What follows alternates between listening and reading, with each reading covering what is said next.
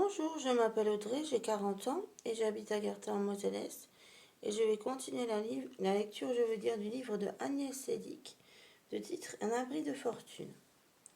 Donc j'étais arrivée à la page 234. Heureux, la forêt, de l'eau, des terres, des voisins sympathiques comme moi. Et maintenant les chèvres, ils vont s'amuser. Ces bestioles bouffent tout quand elles se sauvent.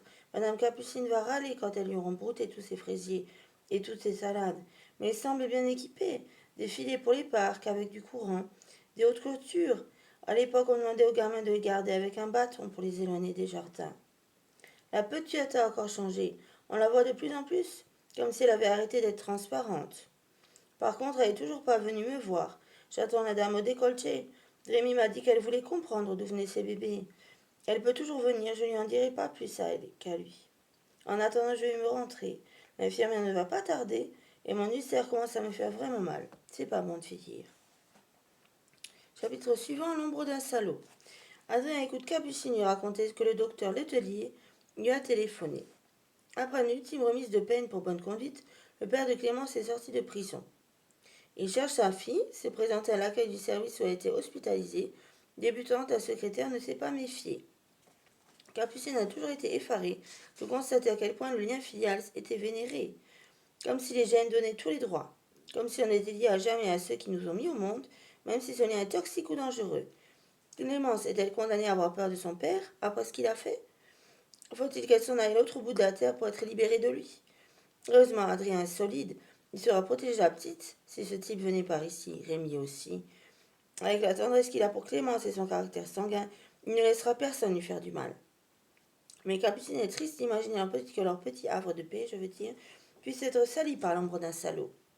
Adrien ouvre grand ses bras et la serre contre lui en chuchotant que tout ira bien. Ils ont toujours su qu'il risquait, en accueillant les profils atypiques, d'être confrontés à des situations complexes. Les gens sans histoire n'ont pas besoin de structure d'accueil ni de réconfort. Le militaire lui en retrouvera. Le militaire, en lui, retrouvera-t-il ses réflexes de combat si d'aventure cet homme démarqué et se révélait menaçant? Capucine s'ajuste à son corps un peu plus fort pour conjurer le sort. Elle se sent de moins en moins à sa place dans ce monde peuplé d'humains malveillants, d'horreurs omniprésentes. Depuis qu'elle est ici, elle se recroqueville dans son petit paradis. Elle se ressource dans la beauté du vivant et ne s'entoure que de ceux qui lui veulent du bien, du moins le croit-elle. Chapitre suivant, lever et se lever. Clémence éprouve maintenant un réel plaisir à cuisiner. Elle a expérimenté une nouvelle recette. Après les orties, elle s'est mise en quête de toutes les plantes sauvages qui pouvaient être consommées.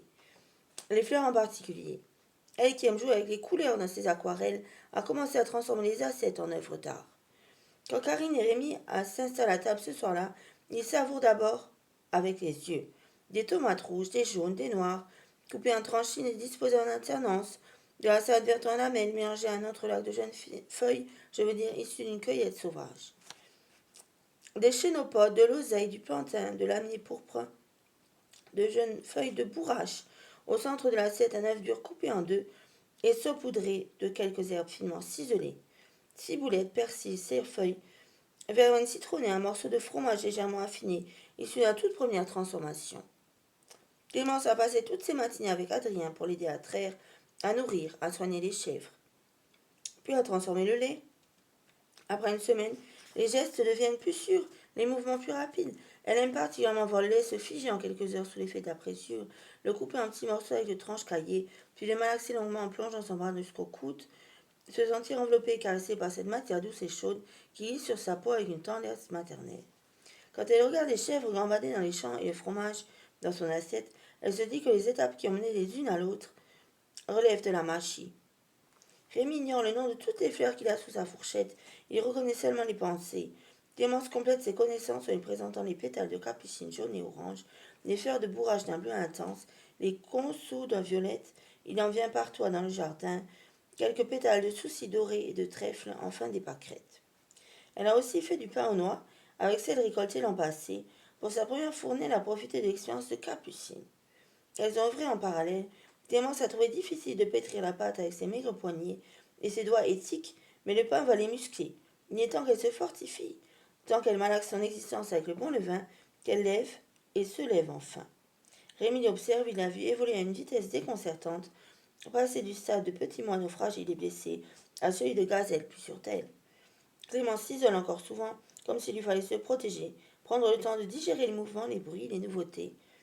Mais elle participe de plus en plus aux travaux communs et ne cache pas sa fierté devant tout ce qu'elle fait et qu'elle réussit.